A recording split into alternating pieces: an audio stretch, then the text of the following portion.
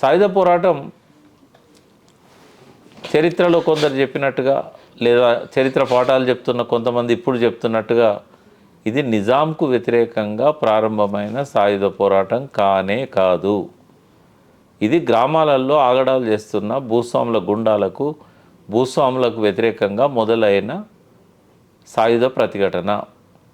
అంటే ఆత్మరక్షణ కోసం, వారిని వారు కాపాడుకోవడానికి, ప్రజలు తిరిగి స్వాధీనం చేసుకున్న తమ భూములను మళ్ళీ తిరిగి తీసుకోకుండా వారి మీద తుపాకులతో దాడి చేసినప్పుడు వారిని ప్రతిఘటించి ఆ విజయాలను కాపాడడానికి ఆ రకంగా మొదలైంది తప్ప ఇది నిజాంకు వ్యతిరేకంగా మొదలైంది కాదు. నిజాం పోలీసుల మీద తిరుగుబాటు కూడా కాదు. ఇది ఎప్పుడైతే ఈ భూస్వాములు భయపడిపోయి రజాకార్ల శరణు వచ్చారో, ఈ రజాకార్లు అనే వాళ్ళని కాసిం రజ్వీ గ్రామాల మీద పంపించాడు. వాస్తవంగా రజాకార్లను సృష్టించింది నిజాం కాదు, నిజాంకు రజాకార్లకు ఎటువంటి సంబంధం లేదు. ఈ మజ్లిస్ ఇత్తెహాదుల్ ముసల్మీన్ అనే పార్టీని అంతకంటే 20 ఏళ్ళ ముందే మరో నాయకుడు దాన్ని ప్రారంభిస్తే ఆ బాధ్యతలను కాసిం రజ్వీ 1944-45లో తీసుకున్నప్పుడు ఆయన వాలంటీర్ అనే పేరు, అంటే దాన్ని ఉర్దూలో రజాకార్ అంటారు, స్వచ్ఛంద సేవకుడు అని. ఈ కాసిం రజ్వీది లాతూర్ జిల్లాలో హెడ్ క్వార్టర్స్లో ఆయన అడ్వకేట్గా ఉండేవాడు. ఈ మజ్లిస్ నాయకత్వం ఆయన చేతుల్లోకి వచ్చిన తర్వాత ఆయన గొప్ప వక్త, ఆవేశంతో రగిలిపోయే ఉపన్యాసాలు చేసేవాడు, ముస్లిం యువకులను రెచ్చగొట్టేవాడు. అతని నేతృత్వంలో వేలాది మంది ఆయుధాలు బట్టి రజాకార్లుగా మారారు. ఒకానొక దశలో అప్పటి ప్రధానమంత్రిని పదవీచ్యుతుని చేశాడు. అంటే ఆనాడు నిజాం నియమించిన ప్రధానమంత్రినే రాజీనామా చేయించి 40,000 మందితో ఆయన ఇంటిని చుట్టుముట్టి అతన్ని భయభ్రాంతుల్ని గురి చేసి, చెత్తారి నవాబ్ అనేవారు ఆయన్ని, ఈ చెత్తారి నవాబును భయానికి గురి చేసి ఆయనను రాజీనామా చేయించి పాకిస్తాన్ నుంచి లాయక్ అలీ అనే అతన్ని తీసుకొచ్చి ఆయనను ప్రధానమంత్రి చేశాడు కాసిం రజ్వీ. ఇది 1947లో జరిగింది. అంటే 1947 నాటికే కాసిం రజ్వీ ఒక అప్రకటిత రాజుగా పాలన సాగించడం మొదలుపెట్టాడు. ఆయన రజాకార్ల నాయకుడే, మజ్లిస్ నాయకుడే తప్ప ఆయన ఏమీ కాడు. కానీ ఒక ప్రధానమంత్రిని మార్చి తన మనిషిని ప్రధానమంత్రిగా పెట్టగలిగి అన్ని సైన్యం మీద, పోలీసుల మీద, అన్నిటి మీద తన పట్టును పెంచుకోగలిగాడు. అంటే ఒక రకంగా ఆ సమయం అంతా కూడా నిజాం ఆయన ఏమనుకున్నా చెల్లలేదు. ఆయన క్యాబినెట్ ఉన్నది, అక్కడ ఎంతోమంది క్యాబినెట్ మినిస్టర్స్ ఉన్నారు. కానీ ప్రధాన మంత్రి లాయక్ అలీ కాసిం రజ్వీ చేతిలో ఉండే వరకు పరోక్షంగా పాలన సాగించింది కాసిం రజ్వీ. ఆ సమయంలోనే దుర్మార్గాలు తెలంగాణలో బాగా జరిగాయి. బైరన్పల్లి సంఘటన కావచ్చు, గుండ్రాంపల్లి సంఘటన కావచ్చు. ఈ 1946 జూలై తర్వాత 1948 పోలీస్ చర్యదాకా ఆ మధ్యకాలంలో జరిగిన రజాకార్ల సంఘటనలన్నింటికీ, వాస్తవంగా రజాకార్లది ఈ దేశానికి స్వాతంత్రం వచ్చిన తర్వాత 1947 ఆగస్టు తర్వాత ఈ రజాకార్ల ఆగడాలు మొదలైనవి. 1 సంవత్సర కాలం పాటు యథేచ్ఛగా జరిగినాయి. ఈ సంవత్సర కాలంలోనే 300-400 మందిని చంపేశారు. అందులో ఈ బైరాన్పల్లి సంఘటన ఉంది, గుండ్రాంపల్లి సంఘటన ఉంది, ఇంకా చాలా సంఘటనలు ఉన్నాయి. ఈ కాలంలో జరిగిన దుర్మార్గాలు, దౌర్జన్యాలు, ఈ హత్యలన్నిటికీ ప్రత్యక్ష బాధ్యత కాసిం రజ్వీది, భూస్వాములది. పరోక్షంగా ఈ ప్రాంతానికి రాజు కాబట్టి అతను వాటిని నివారించలేకపోయాడు కాబట్టి నిజాం దానికి బాధ్యత వహించాల్సి వచ్చింది. ఆ సమయంలోనే దాశరథి కృష్ణమాచార్యులు లాంటి వాళ్ళు తరతరాల బూజు మా నిజాం రాజు అని ఆయనను నిందించడం జరిగింది. వాస్తవంగా చాలా సంఘటనలు నిజాం కనుసన్నల్లో జరిగినాయి కాదు, ఆయన నోటీసులో కూడా లేనివి, ఆ తర్వాత ఆయనకు తెలిసినవి. సరే, రాజు కాబట్టి మనం కూడా అతన్నే బాధ్యుని చేద్దాం. సో కాసిం రజ్వీ సృష్టించిన రజాకార్లు మాత్రమే దౌర్జన్యాలు చేయలేదు. రజాకార్లతో సమానంగా ఒక 10 మంది రజాకార్లు నగరం నుంచి వస్తే 40 మంది 50 మంది వారికి తోడుగా నిలిచింది ఈ గ్రామాల్లోని భూస్వాముల అనుచరులు. అందులో అన్ని వర్గాల వాళ్ళు ఉన్నారు, దళిత వర్గం నుంచి ఉన్నారు, బలహీన వర్గాల వాళ్ళు ఉన్నారు, అందరినీ రజాకార్లు అన్నారు. అంటే జయశంకర్ గారు ఎప్పుడు చెప్పేవాడు, రజాకార్ అనేవాడు కాసిం రాజు సృష్టించిన వాడైనా కూడా తెలంగాణలో దాడులు చేసిన దానిలో ఎక్కువ మంది మన హిందూ రజాకార్లే ఉన్నారు అనేవాడు. అంటే రజాకార్ల దాడిగా గుండ్రాంపల్లి కానీ బైరన్పల్లి కానీ ఉన్నది, కానీ అందులో ఓ 10% 20% మంది మాత్రమే ఒరిజినల్ రజాకార్లు. కానీ ఆ దాడిలో పాల్పంచుకున్నది భూస్వాముల గుండాలు. కాబట్టి రజాకార్లు అంటే కేవలం ముస్లింలనే మనం రజాకార్లు ఆడాల్సిన అవసరం లేదు. ఆ రజాకార్ల దాడులకు బాధ్యులు వారు మాత్రమే కాదు, వారితో సమానంగా మన వాళ్ళు కూడా ఉన్నారనేది జయశంకర్ గారు ఎప్పుడు చెప్పేవారు. వాస్తవం కూడా అదే. వారు వీరికి తోడుగా నిలిచి ధైర్యం చెప్పి ఎంబడి పెట్టుకొని దాడులు చేశారు. కానీ ఈ చిత్రహింసల పాలు చేసిన వాళ్ళల్లో మన వాళ్ళు భూస్వాముల గుండాలు కూడా చాలామంది ఉన్నారు. సో కమ్యూనిస్టులు కాల్చి చంపిన వాళ్ళల్లో కేవలం రజాకార్లే చావలేదు, అందులో ప్రాణాలు కోల్పోయిన వాళ్ళల్లో ఎక్కువ మంది భూస్వాముల గుండాలు ఉన్నారు. కాబట్టి ఈ కాలం అంతా జరిగిన ఈ సాయుధ పోరాట దశ భూస్వాములకు రజాకార్లకు వ్యతిరేకంగా జరిగింది.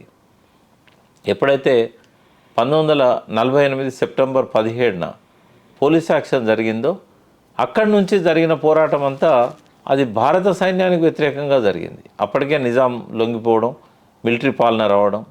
కాబట్టి ప్రత్యక్షంగా నిజాం మీద ఈ సాయుధ పోరాటం ఎప్పుడు జరగల. నిజాం పంపిన పోలీసులు రజాకార్లు కొంత ఉండొచ్చు, కానీ ఇది నిజాంను గద్దెదించడానికి మొదలైన పోరాటం కాదు, ఆ ఉద్దేశంతో మొదలుపెట్టింది కాదు, అది కొనసాగిన తీరు కూడా ఆ రకంగా లేదు. కానీ ఢిల్లీలో ఉన్న సర్దార్ పటేల్ మాత్రం ఆ రకంగా అనుకున్నాడు. ఏంటంటే హైదరాబాద్ అనేది తెలంగాణ నటనడి గడ్డనుంది. ఈ స్వాతంత్రం తర్వాత ఈ హైదరాబాదు సంస్థానము భారతదేశంలో కలవడానికి విముఖతను తెలియజేసింది. అంటే వాళ్ళు స్వతంత్రంగా ఉండాలనుకుంటున్నారు. కాసిం రాజు ఏమో దీన్ని పాకిస్తాన్లో కలపాలనుకున్నాడు, నిజాం ఏమో స్వతంత్రంగా ఉండాలనుకున్నాడు, సర్దార్ పటేల్ దీన్ని భారతదేశంలో కలపాలనుకున్నాడు. బ్రిటిష్ వారు ఈ దేశానికి స్వాతంత్రం ఇచ్చినప్పుడు 1946లోనే వారు స్పష్టంగా చెప్పారు, 565 పైన ఈ దేశంలో సంస్థానాలు ఉన్నాయి, చిన్న పెద్దవి అన్నీ కలిపి. ఈ సంస్థానాలు ఒక ఒప్పందం ద్వారా బ్రిటిష్ వారితోని కొనసాగినాయి. సంస్థానాల్లో పాలన మాత్రం సంస్థానాధీశులదే ఉండేది, కానీ రక్షణ, ఈ విదేశీ వ్యవహారాలు ఇట్లాంటి అంశాలలో ఈ బ్రిటిష్ వాళ్ళతో వారికి సంబంధాలు ఉండేది. బ్రిటిష్ రెసిడెంట్ పరోక్షంగా వారి మీద పెత్తనం చేసేవాడు.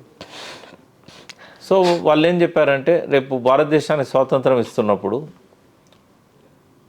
ఈ స్వతంత్రంగా ఉన్న ఈ సంస్థానాలన్నీ భారతదేశంతో ఉండాలా, లేదా భారతదేశం నుంచి వేరు చేయబడుతున్న పాకిస్తాన్తో ఉండాలా, లేదా బ్రిటిష్ వారితో ఎట్లాంటి ఒప్పందం ఉందో స్వతంత్రంగానే ఉంటూ కొత్తగా ఏర్పడే భారత ప్రభుత్వంతో అటువంటి ఒప్పందాలు చేసుకొని కొనసాగవచ్చా, ఈ 3 రకాల స్వేచ్ఛ సంస్థానాధీశులకు వదిలేశారు. ఆ సందర్భంగా సర్దార్ పటేల్ కొంత కృషి చేసి సంస్థానాధీశులు అందరినీ ఒక దగ్గర పిలిపించి భారతదేశంలో కలిస్తే వాళ్ళకు వచ్చే ప్రయోజనాల గురించి, రాజభరణాలు ఇట్లాంటి వాళ్ళకి ఏవైతే బెనిఫిట్స్ ఉన్నాయో, మీ బెనిఫిట్స్ని మేము రక్షిస్తాం, మీకు కొన్ని బిరుదులు ఉంటాయి, మీరేమి మీ కీర్తిని తగ్గించుకోవాల్సిన అవసరం లేదు, మీకు వచ్చే ఆదాయాన్ని కొంత వదులుకోవాలి తప్ప పూర్తిగా మిమ్మల్ని మేము నిరాశ్రయులను చేయము, మీ భవనాలు మీరు ఉంచుకోవచ్చు, మీ భూములను మీరు ఉంచుకోవచ్చు, ఎక్కువగా ఉన్న భూములు మాత్రమే ప్రభుత్వ పరం చేయాలి, ఇట్లాంటి కొన్ని షరతులతోని సంస్థానాధీశులు అందరినీ కూడా తమ దారికి తెచ్చుకున్నాడు. ఒక 3-4 సంస్థానాలు పాకిస్తాన్కు సరిహద్దు పరంగా పాకిస్తాన్ అంతర్భాగంగా పాకిస్తాన్ బౌండరీస్ దగ్గరలో ఉన్నాయి. ఒక 3 సంస్థానాలు పాకిస్తాన్లో కలిసినాయి, 562 సంస్థానాలు భారతదేశంలో కలిసినాయి. కానీ ఇందులో ప్రారంభంలో హైదరాబాద్, కశ్మీర్, జునాగఢ్ ఈ 3 సంస్థానాలు మాత్రం ప్రారంభంలో కలవలేదు. జునాగఢ్ పరిస్థితి ఏంటంటే ప్రజలు హిందువులు, రాజు ముస్లిం. ఆయనేమో పాకిస్తాన్లో కలవాలని పట్టుదలతో ఉండేవాడు. సో అక్కడి సైన్యాలను పంపేయగానే ఆ ప్రజలంతా కూడా తిరుగుబాటు చేశారు రాజు మీద. ఆ రాజు పారిపోయి పాకిస్తాన్కి వెళ్ళిపోయాడు. ఆ జునాగఢ్ తేలిగ్గానే భారతదేశంలో కలిసింది. కాశ్మీర్ మీదనేమో ఈ పాకిస్తాను భారతదేశం మధ్య ఒక పెద్ద యుద్ధమే జరిగింది. చివరికి ఇక్కడ ప్రజలు ఎక్కువ మంది ముస్లిమ్స్, రాజు మాత్రం హిందూ. సో చివరికి రాజు సంతకం పెట్టి కాశ్మీర్ను భారతదేశంలో అంతర్భాగం, ఆనాడు ఒక ఒప్పందం మేరకు అంతర్భాగం చేశాడు. కాశ్మీర్ కూడా కథ సుఖాంతమైంది. అప్పుడు కొంత రక్తపాతం జరిగినా కూడా, కానీ నిజాం మాత్రం నేను స్వతంత్రంగా ఉంటా అన్నాడు. సో నెహ్రూ నిజాంను ప్రతినిధి వర్గాన్ని పిలిపించుకొని యథాతథ ఉడంబడిక అనేది చేసుకోవడం జరిగింది. ఇది నవంబర్ 29, 1947 అంటే స్వాతంత్రం వచ్చినాక 4 నెలలకు ఈ ఒప్పందం ఢిల్లీలో జరిగింది. ఈ ఒప్పందం జరగడానికంటే కొద్ది రోజుల ముందే ఇది ఇష్టం లేని కాసిం రజ్వీ ఆ చెత్తారి నవాబ్ ప్రతినిధి వర్గంలో ఉండే యథాతథ ఉడంబడికకు చెత్తారి నవాబు నిజాం ఆదేశాలను తీసుకొని పోతున్నాడని చెప్పి ఆయనను పదవీచ్యుతిని చేయడానికే 30-40 వేల మందితో దాడి చేసి ఆయనతో రాజీనామా ఇప్పించి ఆ స్థానంలో లాయక్ అలీని ప్రధానమంత్రిని చేశాడు. కానీ నెహ్రూ ఒత్తిడి మేరకు, సర్దార్ పటేల్ ఒత్తిడి మేరకు యథాతథ ఉడంబడిక అమల్లోకి వచ్చింది. పోలీస్ చర్యకు దారితీసిన పరిస్థితుల గురించి మాట్లాడాల్సి వచ్చినప్పుడు ముందుగా కాసిం రజ్వీ, ఆయన నేతృత్వం వహించిన మజ్లిస్ ఇత్తెహాదుల్ ముసల్మీన్ పార్టీ గురించి చెప్పాల్సిన అవసరం ఉంది. ఈ మజ్లిస్ ఇత్తెహాదుల్ ముసల్మీన్ అనే పార్టీ నవాబ్ మహమూద్ నవాజ్ ఖాన్ అనే వ్యక్తి 12 నవంబర్ 1927 మొట్టమొదటిసారిగా హైదరాబాద్లో స్థాపించడం జరిగింది. సో ప్రారంభం నుంచి కూడా ఇది ముస్లిం మతాన్ని గురించి, మతంలో ఉన్న మంచి విషయాల గురించి యువకులను, ప్రజలను ప్రేరేపితులను చేస్తూ నిజాం నవాబ్ పాలన యొక్క గొప్పతనాన్ని పొగుడుతూ ప్రభువుకు అనుకూలంగా వ్యవహరించిన పార్టీగా దీన్ని మనం చెప్పొచ్చు. రాజు కూడా ఉస్మాన్ అలీ ఖాన్ తనకు అనుకూలంగా ఉన్న వ్యక్తులు కాబట్టి వారి మధ్య సయోధ్య సజావుగానే కొనసాగింది. 1938లో బహదూర్ యార్ జంగ్ ఈ పార్టీకి అధ్యక్షులైనారు. బహదూర్ యార్ జంగ్ మంచి వక్త, జనంలో ఆయనకు మంచి పలుకుబడి కూడా ఉండేది. ఆయన ఒక ఎలక్టెడ్ ప్రెసిడెంట్గా ఈ పార్టీ నాయకత్వ బాధ్యతలు తీసుకొని ఒక సాంస్కృతిక మత సంబంధమైన అంశాలతోని మజ్లిస్ ఇత్తెహాదుల్ మేనిఫెస్టోను ఆయన తీర్చిదిద్దడం జరిగింది. ఈ పార్టీకి బహదూర్ యార్ జంగ్ మరణం తర్వాత 1946 డిసెంబర్లో కాసిం రజ్వీ దీనికి అధ్యక్షుడు కావడం జరిగింది. అప్పటికి కాసిం రజ్వీ ఒక లాయర్గా పేరు ప్రఖ్యాతులున్న వ్యక్తి. బహదూర్ యార్ జంగ్ పక్కన మజ్లిస్ ఇత్తెహాదుల్ ముసల్మీన్లో ఒక ప్రముఖ నాయకుడిగా తనకున్న అద్భుతమైన ఉపన్యాస నైపుణ్యంతో పేరు తెచ్చుకున్న వ్యక్తి. యువకుల లోపల కాసిం రజ్వీ ప్రసంగం అంటే చాలా ఆసక్తి ఉండేది. ప్రారంభంలో ఆయన ప్రసంగాలన్నీ కూడా వారి లోపల నిజాం ప్రభువు పట్ల ఒక గౌరవాన్ని ప్రేరేపించే విధంగా ఉండేది.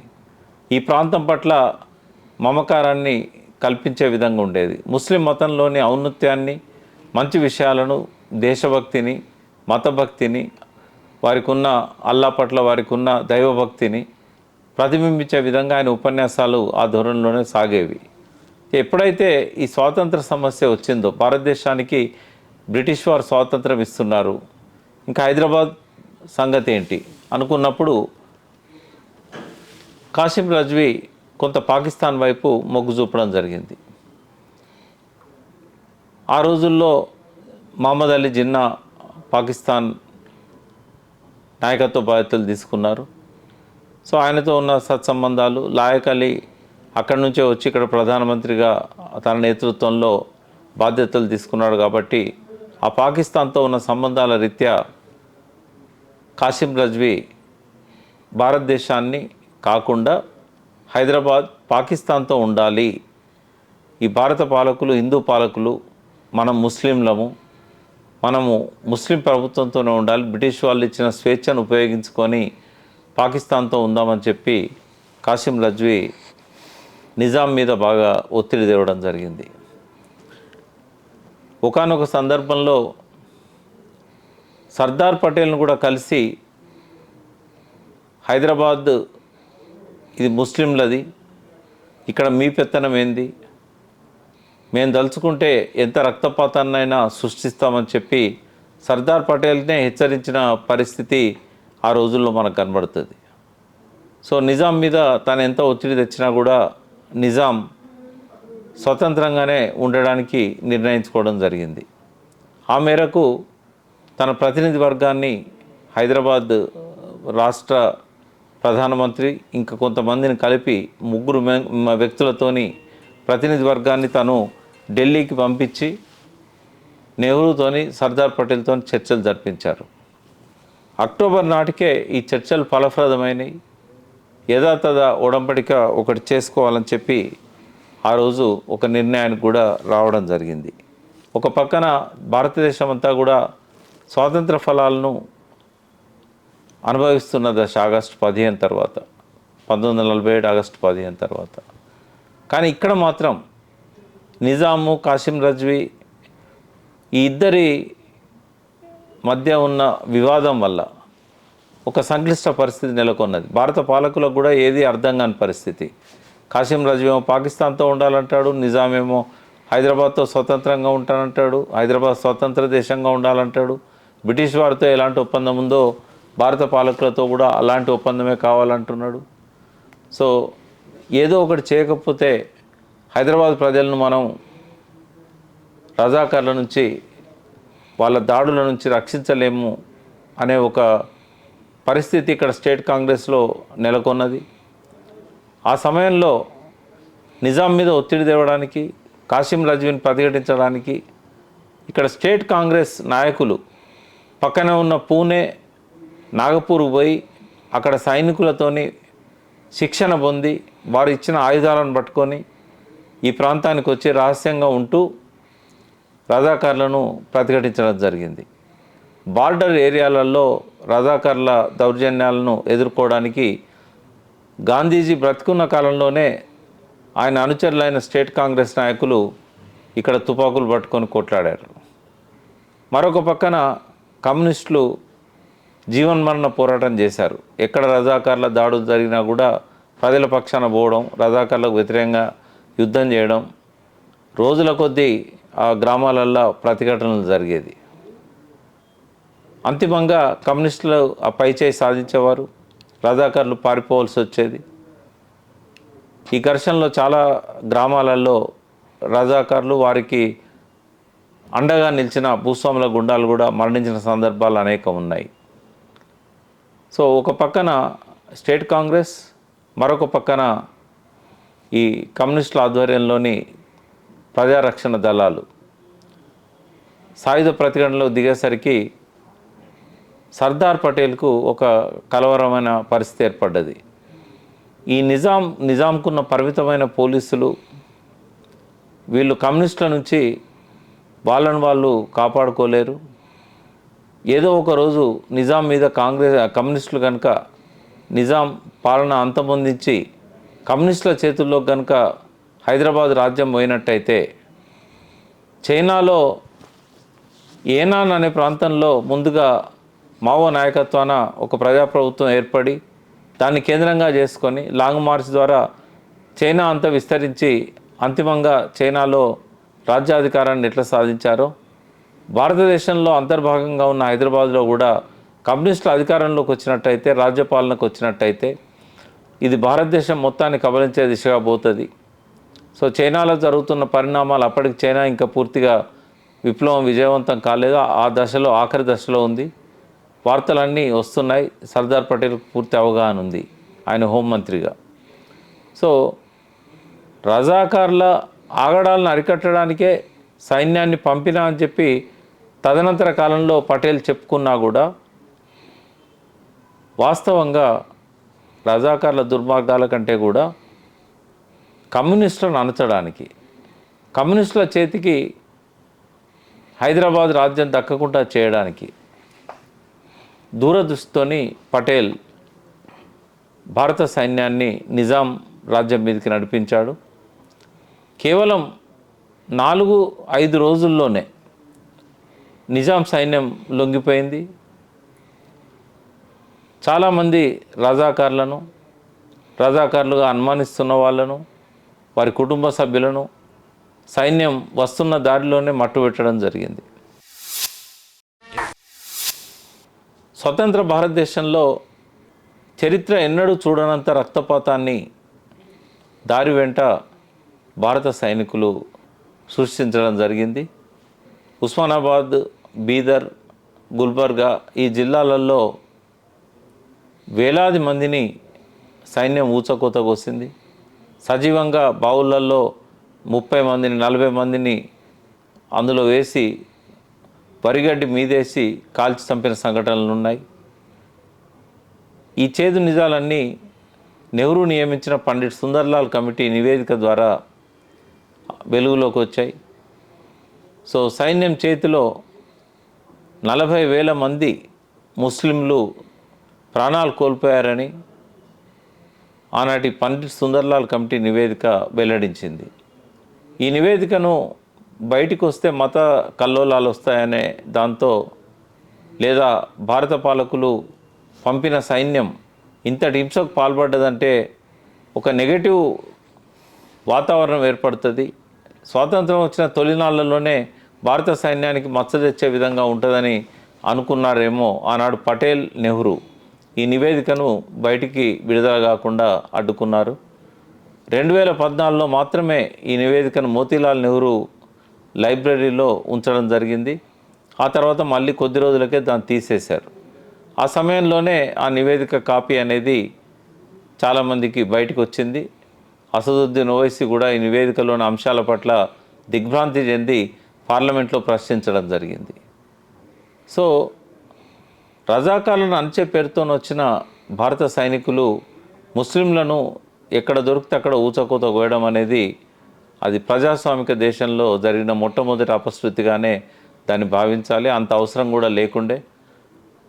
పరిమిత సైన్యం ఉన్న నిజాం కేవలం 5 రోజుల్లోనే లొంగిపోవడం జరిగింది. ఒకవేళ రజాకార్ల ఆగడాలు తొలగించడానికి, నిజాంను లొంగదీసుకోవడానికే కనుక ఆనాడు సర్దార్ పటేల్ సైన్యాన్ని పంపించి ఉంటే, జనరల్ చౌదరి అధికారంలోకి వచ్చిన తర్వాత ఈ ప్రాంతాన్ని భారతదేశంలో విలీనం చేసుకొని హైదరాబాద్ రాష్ట్రాన్ని, హైదరాబాద్ సంస్థానాన్ని అధికారికంగానే ఇతర సంస్థానాల్లాగా విలీనం చేసుకొని సైన్యం వెనక్కి పోవాల్సిన పరిస్థితి ఉండే. కానీ 3 సంవత్సరాల పాటు 1948 సెప్టెంబర్ 17 నుంచి అక్టోబర్ 21, 1951లో కమ్యూనిస్టులు పోరాట విరమణ ప్రకటించేదాకా ఈ సైనికులు వేల సంఖ్యలో అదనంగా సైన్యం కూడా వచ్చి 50,000కు మించిన సైన్యం తెలంగాణ పల్లెల్లో, తెలంగాణ జిల్లాల్లో క్యాంపులు పెట్టి కొనసాగడం జరిగింది. అంటే దానికి చారిత్రక కారణం మనం వెతికినట్టయితే ఈ సైన్యం వచ్చింది కమ్యూనిస్టులను నంచడానికే తప్ప రజాకార్ల కోసమే కాదు. బహుళ ప్రయోజనాలు ఆశించి వచ్చింది. ప్రధానంగా భారతదేశంలో కమ్యూనిస్టుల పాలనకు ఆదిలోనే అంతం చేయాలి, ఆ అవకాశం రానియొద్దు అని చెప్పి మనకు స్పష్టంగా కనబడుతుంది. సరే, ఎవరి కోణంలో వారు చరిత్రను విశ్లేషించవచ్చు. రజాకార్ల ఆగడాలు, దుర్మార్గాలు కూడా తక్కువేం లేవు. కాబట్టి సర్దార్ పటేల్ వారి గురించి ఏదైతే ఆలోచించాడో దాన్ని ఇక్కడి హైదరాబాద్ నగరంలో ఉన్న హిందువులు స్వాగతించారు. సైన్యానికి పూలతో స్వాగతం చెప్పారు. వీధుల్లో బారుగా నిలబడి సైన్యాన్ని, హైదరాబాద్లో ప్రవేశిస్తున్న సైనికులకు మంగళహారతులు ఇచ్చారు. సో ఎందుకంటే ఒక గొప్ప హింస నుంచి ఆ ప్రజలను కాపాడిన పేరు ప్రతిష్టలు ఆ రోజు సర్దార్ పటేల్ తెచ్చుకున్నారు. సరే, ఇది జరిగిన చరిత్ర. ఆపరేషన్ పోలో పేరుతోని సెప్టెంబర్ 1948లో ఇక్కడ జరిగిన ఈ సంఘటనలన్నీ, హైదరాబాద్ రాష్ట్రంలో జరిగిన సంఘటనలన్నీ కూడా ఆపరేషన్ పోలో పేరుతోని జరిగింది. సో అంతిమంగా నెహ్రూ పంపిన జనరల్ చౌదరి ఇక్కడ మిలిటరీ ప్రభుత్వాన్ని ఏర్పాటు చేశారు. కానీ సెక్యూరిటీ కౌన్సిల్ దగ్గర అప్పటికే నిజాం దాఖలు చేసిన పిటిషన్ హైదరాబాద్ను స్వతంత్ర రాజ్యంగా ఉండనియాలని, యథాతథ ఉడంబడిక కాలపరిమితి ఇంకా ముగిసిపోలేదు కాబట్టి తనకు రక్షణ కల్పించాలని చెప్పి భారత సైన్యం ఏదైతే హైదరాబాద్ మీదకి వచ్చిందో అది అధర్మమని నిజాం పిటిషన్ ఏదైతే సెక్యూరిటీ కౌన్సిల్ దాఖలు చేశారో అది అక్కడ భద్రంగానే ఉండడం వల్ల నిజాంనే ఆ తదనంతర కాలంలో కూడా పాలకునిగా నెహ్రూ కొనసాగనిచ్చారు. యథాతథ ఉడంబడిక అమలైన కాలంలోనే ఎందుకు సర్దార్ పటేల్, నెహ్రూ ఆ కాల పరిమితి పూర్తిగా ముగిసిపోకముందు, అంటే సంవత్సర కాలం పాటు ఆ ఉడంబడిక అమల్లో ఉండాలి. నవంబర్ 29, 1947 నుంచి మళ్ళీ నవంబర్ 28, 1948 వరకు యథాతథ ఉడంబడిక అమల్లో ఉండాలి. కానీ అంతకంటే 2 నెలల ముందే సెప్టెంబర్ 12నే ఈ సైన్యం భారతదేశం మీదకి వచ్చింది. సైన్యం అంటే ఇది వేరే దేశం, భారతదేశం, హైదరాబాద్ ఈ రెండు కూడా ఆనాడు బ్రిటిష్ వాళ్ళు ఇచ్చిన స్వేచ్ఛ కోణంలో నుంచి చూసినప్పుడు హైదరాబాద్ ఒక స్వతంత్ర దేశంగా ఉంది కాబట్టి సైన్యము అనంటే ఆ దురాక్రమణ కిందకి వస్తుంది కాబట్టి, లేదా విదేశీ దాడి కిందకి వస్తుంది కాబట్టి అర్థం రాకుండా దాన్ని పోలీసు చర్యగా చరిత్రలో ప్రస్తావించారు. భారత పాలకులు ఆ రోజు దాన్ని సైనిక దాడి అనకుండా పోలీసుల చర్య అన్నారు. పోలీస్ అనేసరికి ఇది ఇంటర్నల్ విషయంగా ఉంటుంది. ఐక్యరాజ్య సమితిలో భారతదేశ వాదన కూడా హైదరాబాద్ అనేది భారత్లో అంతర్భాగం, అంటే బ్రిటిష్ వాళ్ళు ఇచ్చిన ఆ డెఫినేషన్ని కానీ వారు ఇచ్చిన ఆ స్వేచ్ఛను కానీ నెహ్రూ గుర్తించలేదు. యథాతథ ఉడంబడిక వరకు చేసుకున్నాడు కానీ ఎప్పుడు హైదరాబాద్ భారతదేశంలో అంతర్భాగంగానే చూశారు. అంటే చారిత్రక కోణంలో చూసినప్పుడు శాతవాహనుల కాలం నుంచి కానీ అంతకంటే పూర్వం కానీ ఈ అఖండ భారతావనిలో హైదరాబాద్ కూడా ఉంది కాబట్టి కేవలం ఈ మొఘలాయి పాలకులు వచ్చిన తర్వాతనే ఈ రాజ్యాలన్నీ వేర్వేరు రాజ్యాలుగా ఉన్నాయి. అసఫ్జాయిల కంటే ముందు కుతుబ్షాయిలు, అంతకంటే ముందు గోల్కొండ నవాబులు. అంటే కాకతీయ రాజ్య పతనానంతరం ఇది ఒక ప్రత్యేక రాజ్యంగా ఉంటూ వచ్చింది. కానీ అంతకంటే ముందు రాజుల పాలనలో ఇవన్నీ కూడా భారతదేశంలో అంతర్భాగంగా ఉన్న రాజ్యాలే. ఈ హిందూ అనే పదం, హిందూ రాజ్యం అంటే సింధు నాగరికత, సింధు నది తీరం నుంచి వచ్చిన ఆ సంస్కృతి, దానిలో భాగంగా ఉన్న ఈ ప్రాంతాలన్నీ కూడా ఒక హిందూ దేశంగా ఆనాడు చరిత్రకారులు అభివర్ణించారు. సో అంత విస్తృతార్థంలో తీసుకున్నప్పుడు ఇది తప్పకుండా భారతవనిలో అంతర్భాగంగానే ఉంటుంది. కానీ ఎప్పటికప్పుడు మారుతున్న రాజకీయ పరిణామాల వల్ల బ్రిటిష్ వాళ్ళు స్వాతంత్రం ఇచ్చినప్పుడు ఈ సంస్థానం ప్రత్యేకమని 565 సంస్థానాలకు వారు ఒకే రకమైన స్వేచ్ఛనిచ్చినప్పుడు ఆ పరిమితమైన కోణంలో చూస్తే ఇదొక ప్రత్యేక దేశంగానే ఉంటుంది. న్యాయపరమైన కోణంలో చూసినా కూడా సుప్రీంకోర్టు 1950 జనవరి 26 తర్వాత ఒక తీర్పు ఇచ్చింది హైదరాబాద్ అప్పీల్ పైన. హైదరాబాద్లో హైకోర్టు ఏదైతే 13 మందికి తెలంగాణ ఉద్యమకారులకు, అంటే నిజాం వ్యతిరేక పోరాటంలో లేదా పోలీస్ చర్య కంటే ముందు నిజాంకు వ్యతిరేకంగా కుట్ర చేశారనే కారణంగా 13 మంది ఆనాటి స్వాతంత్ర సమరయోధులకు ఉరిశిక్ష విధించినప్పుడు ఆ హైకోర్టు తీర్పు పైన అప్పీల్ కోసం సుప్రీంకోర్టుకు ఆ 13 మంది పోవడం జరిగింది. ఆ కేసు విచారణ సందర్భంగా ఈ కేసును విచారించే అధికారం సుప్రీంకోర్టుకు లేదు అని చెప్పి సుప్రీంకోర్టు న్యాయమూర్తులు అన్నారు. వారు ఇచ్చిన కారణం ఏంటంటే 1950 జనవరి 26 కంటే ముందు హైదరాబాద్ హైకోర్టు ఈ శిక్ష వేసింది. ఆ సమయంలో హైదరాబాద్ ప్రత్యేక దేశంగా ఉంది. అది భారతదేశ సుప్రీంకోర్టు పరిధిలోకి రాదు. కాబట్టి ఆ అప్పీల్ను మేము విచారించలేము. చాలా స్పష్టంగా ఆ తీర్పు మనకు 1950-51లో వెలువరించడం మనం చూసాం. సో ఆ కోణంలో చూసినప్పుడు ఐక్యరాజ్య సమితిలో నిజాం వేసిన పిటిషన్ ఇంకా కొనసాగుతున్న నేపథ్యంలో ఇది సైనిక చర్యగానే పరిగణించాల్సి వస్తుంది. యథాతథ ఉడంబడిక అమల్లో ఉన్నప్పుడు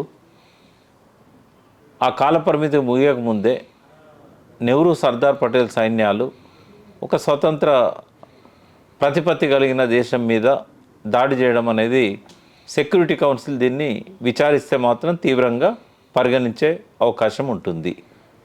నెహ్రూ చెప్పినట్టుగా ఇది హైదరాబాద్ భారతదేశంలో అంతర్భాగంగా సెక్యూరిటీ కౌన్సిల్ పరిగణించే అవకాశం ఉండదు.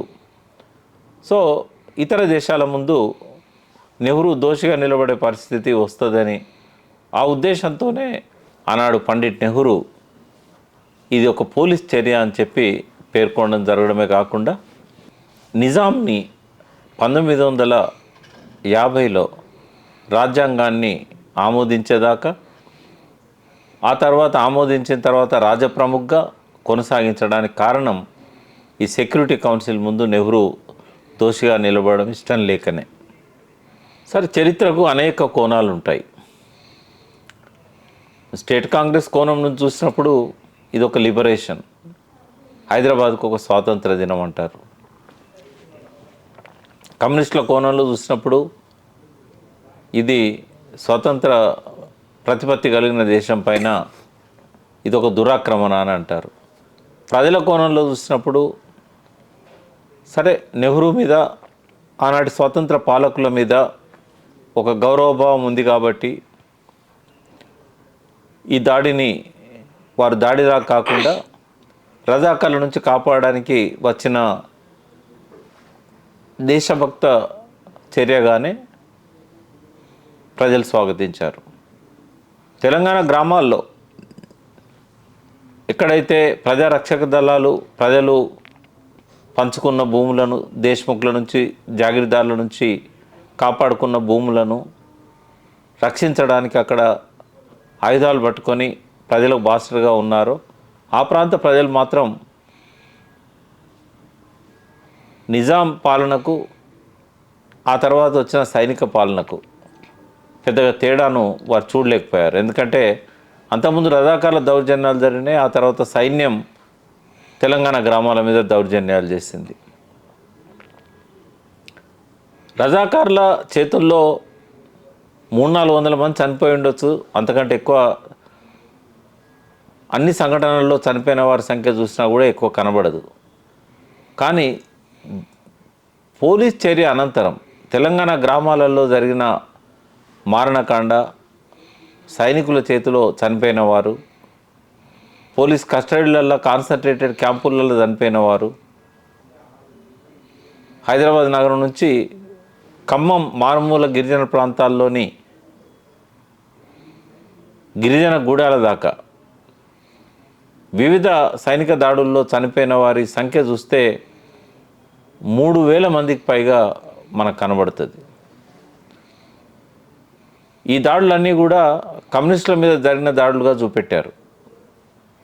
ఏ 10% మందో అక్కడ ఆయుధాలు పట్టుకున్న కమ్యూనిస్టులు ఉంటారు, కానీ 90% మంది దాకా అమాయక ప్రజలే కమ్యూనిస్టులకు రక్షణ ఇస్తున్నారని, కమ్యూనిస్టుల సానుభూతి పరులని, కమ్యూనిస్టుల ప్రాబల్యం ఉన్న ప్రాంతాల్లో ఉండడమే వాళ్ళ నేరంగా ఈ దాడులు జరిగాయి. సో ఆ రకంగా 1946 నుంచి 51 వరకు కేవలం కొద్ది నెలలు తప్ప తెలంగాణ అంతా అల్లకల్లోలంగా మారింది, మారణకాండ కొనసాగింది. 1946 డిసెంబర్, జనవరి ప్రాంతాల నుంచి పోలీస్ చర్య దాకా ఆ కొద్ది నెలలు మాత్రమే తెలంగాణలో ఒక ప్రజాస్వామ్యం అనేది మనకు కనబడుతుంది. సరే, అక్కడక్కడ రజాకార్ల దౌర్జన్యాలు అవి మొదలైనా కూడా చాలా గ్రామాలలో ప్రజలు తాము పంచుకున్న భూముల్లో 3 పంటలు పండించుకున్నారు. కాలువలను దవ్వుకొని నీటి వసతి ఏర్పాటు చేసుకున్నారు. చెరువులను దవ్వుకున్నారు, కట్టలు పోసుకున్నారు. వర్షాకాలము ఆ వర్షపు నీళ్లను సాగుకు అనుకూలంగా మళ్లించుకున్నారు. కొత్తగా సాధించుకున్న భూములలో పంటలు పండించుకొని ఆ పంటలు ఇంటికి వచ్చినప్పుడు గొప్పగా బతుకమ్మ పండుగ చేసుకున్నారు. ప్రతిరోజు కూడా ప్రతి ముంగిట్లో జానపద గేయాలు పాడుతూ కోలాటాలు ఆడుతూ ఒక పండుగ వాతావరణం అనేది వీధి వీధిన మనకు కనబడేది. అంటే 1947 చివరి నుంచి పోలీస్ చర్య కంటే కొంత ముందు వరకు ఆ తెలంగాణ గ్రామాలలో మనకు ఒక మంచి ఆహ్లాదకరమైన వాతావరణం ఉండేది. స్వచ్ఛందంగా మద్యపాన నిషేధాన్ని అమలు చేసిన రోజులు అవి. సో ఆ వాతావరణం మళ్ళీ ముందు కానీ ఆ తదనంతర కాలంలో కానీ ఎన్నడూ తెలంగాణ గ్రామాల్లో మనకు కనబడదు. సో కమ్యూనిస్టుల రక్షణలో, ప్రజారక్షణ దళాల రక్షణలో ఈ ప్రజలు భూస్వాముల నుంచి స్వాధీనం చేసుకున్న భూములు,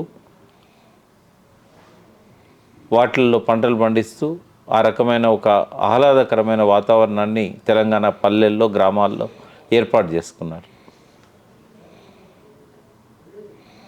ఇది తెలంగాణ చరిత్ర.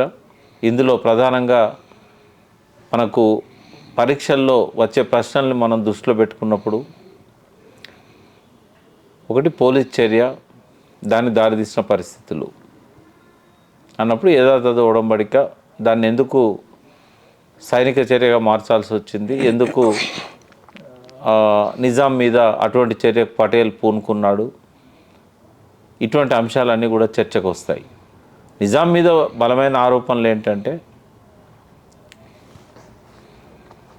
యథాతథ ఉడంబడికలో రక్షణ అనేది భారతదేశ ప్రభుత్వానికి వదిలేశారు. నిజాం కోరిక మేరకు కంటోన్మెంటు ఖాళీ చేసి ఆ కంటోన్మెంటు నిజాంకు అప్పగించి అవసరమైన మేరకే పరిమితమైన సైన్యాన్ని నుంచి ఆ కంటోన్మెంటును ఖాళీ చేయాలనేది ఆనాడు రాసుకున్న ఒప్పందంలోనూ ఒక అంశం. ఆ ఒప్పందానికి కట్టుబడి కొద్ది నెలల కాలంలోనే ఆనాటి హోంమంత్రి కంటోన్మెంటును పూర్తిగా ఖాళీ చేయడం జరిగింది. ఆ సైనికులందరినీ కూడా ఢిల్లీకి పిలిపించారు. కానీ నిజాం రక్షణ ఒప్పందంలో రక్షణ అనేది యథాతథ ఉడంబడికలో స్పష్టంగా ఉన్నా కూడా, రక్షణ అంశం భారత పాలకులకు వదిలేసినా కూడా, సిడ్నీ కాటన్ అనే ఒక ఆస్ట్రేలియన్ పైలట్ ద్వారా దొంగచాటుగా విదేశాల నుంచి ఆయుధాలు తెప్పించి నిల్వ చేసుకుంటున్నాడు. దానికి కావలసిన సాక్ష్యాధారాలన్నీ ఆనాటి తెలంగాణ యోధులు, వందే మాతరం రామచంద్రరావు సోదరులు పూర్తిగా భారత ప్రభుత్వానికి అందించడం జరిగింది. ఇక్కడ కేఎం మున్షి భారతదేశ ప్రతినిధిగా ఉండేవాడు. ఆయనకు పూర్తి ఆధారాలు ఇచ్చారు. దొంగచాటుగా నిజాం సిడ్నీ కాటన్ ద్వారా ఆయుధాలు అక్రమంగా చేరవేసుకుంటున్నాడు. ప్రత్యేక విమానాలు బీదర్లో దిగుతున్నాయి. ఆ బీదర్లో దిగే విమానాల ద్వారా ఆయుధాల సరఫరా జరుగుతున్నది. ఎప్పుడైనా రేపు భవిష్యత్తులో భారత పాలకులతోని యుద్ధానికి సిద్ధపడడానికే నిజాం ఈ ప్రయత్నాలు చేసుకుంటున్నాడు అని. అయితే ఈ షరతును నిజాం ఉల్లంఘించాడనేది ప్రధానమైన ఆరోపణ నిజాం మీద. బయటికి చెప్పడానికి ఈ ఆరోపణతో పాటుగా రజాకార్ల దుర్మార్గాలు, ఆగడాలు పెరిగిపోతున్నాయి. నిజాం వాటిని ప్రోత్సహిస్తున్నాడు. కాసిం రజ్వీని ఆపడం లేదు. కాబట్టి రజాకార్ల అకృత్యాల నుంచి ప్రజలను కాపాడడానికి ఇది చేస్తున్నాం, ఈ పోలీస్ చర్య ఆపరేషన్ పోలో చేస్తున్నామని చెప్పి. సరే, ఏది ఏమైనా కూడా యథాతథ ఉడంబడికను కాల పరిమితి ఉండగానే భారత పాలకులు ఉల్లంఘించారనేది ఒక చారిత్రక సత్యం. దానికి కారణాలు ఏవైనా కావచ్చు. ఈ ఉల్లంఘనలను నిజాం ఇంకొక కోణంలో చూశాడు. ఒక పక్క మాట ఇచ్చారు, మాకు రక్షణ కల్పిస్తామన్నారు, నా మీద నిరాధారమైన ఆరోపణలు చేసి రాజ్యాన్ని వారి చేతుల్లోకి తీసుకున్నారనేది ప్రారంభంలో నిజాం చేసిన వాదన. కానీ ఇంకా తను లొంగిపోక తప్పని పరిస్థితి ఎదురైనప్పుడు తనంతట తనే తన క్యాబినెట్ని రాజీనామా చేయించాడు. ఆనాడు ఉప ప్రధానిగా ఉన్న పింగిలి వెంకటరామారెడ్డి, ప్రధానిగా ఉన్న లాయక్ అలీ, వారి రాజీనామాలతో పాటు క్యాబినెట్ అంతా కూడా రాజీనామా చేసి ఎడ్రూస్ భారత సైన్యాధిపతి సెప్టెంబర్ 18న హైదరాబాద్కు వచ్చినప్పుడు ఎడ్రూస్ ముందట తల వంచి పూర్తిగా తను సరెండర్ అయినట్టుగా ఆనాడు నిజాం ప్రకటించాడు. సో ఆపరేషన్ పోలో, తదనంతర పరిస్థితులు, అంతకంటే ముందున్న చారిత్రక నేపథ్యం, ఇవన్నీ కూడా హైదరాబాద్ రాజ్యం భారతదేశంలో ఒక అంతర్భాగంగా మారడానికి ముఖ్యమైన అంశంగా ఉంటుంది. ఇది సెప్టెంబర్ 17 అనేది చరిత్రలో ఎప్పుడు కూడా ఒక వివాదాస్పద అంశంగానే మిగిలిపోయింది. ఎందుకంటే ఇది విలీన దినమా, ఇది విద్రోహ దినమా, ఇది స్వాతంత్ర దినమా, ఏది అనేది 50 ఏళ్ళ 60 ఏళ్ళ తర్వాత కూడా ఎవ్వరూ స్పష్టంగా నిర్వచించలేని ఒక సంక్లిష్టమైన సంఘటనగా, పరిణామంగా మారింది. చరిత్రను ఎవరి కోణంలో చూస్తే వారికి ఆ రకంగానే కనబడుతుంది. కాబట్టి వాస్తవంగా రాజనీతి శాస్త్ర నేపథ్యంలో చూసినప్పుడు భారతదేశంలో విలీనానికి ఒక ప్రాసెస్, ఒక పద్ధతి, అది నెహ్రూ ఎంచుకున్న పద్ధతి. ఆ పద్ధతి ప్రకారం ముందుగా ఈ హైదరాబాద్ రాజ్యం పైన సైన్యాన్ని పంపి నిజాం లొంగదీసుకోవడం, తర్వాత నిజాం నేతృత్వంలోనే పాలనను కొనసాగించడం, తన చెప్పు చేతల్లో యంత్రాంగాన్ని పెట్టుకొని, అంటే 16 జిల్లాల కలెక్టర్లు, 16 జిల్లాల ఎస్పీలు, వీరంతా కూడా జనరల్ చౌదరి నేతృత్వంలో పనిచేస్తూ ఉత్తర్వులు మాత్రమే నిజాం ఇస్తూ వచ్చాడు. అల్టిమేట్గా నెహ్రూ కోరిక మీద డిసెంబర్ 24న 1949 నిజాం భారతదేశంలో చేరుతున్నట్టుగా అధికారికంగా ఉత్తర్వులు వెలువరించారు.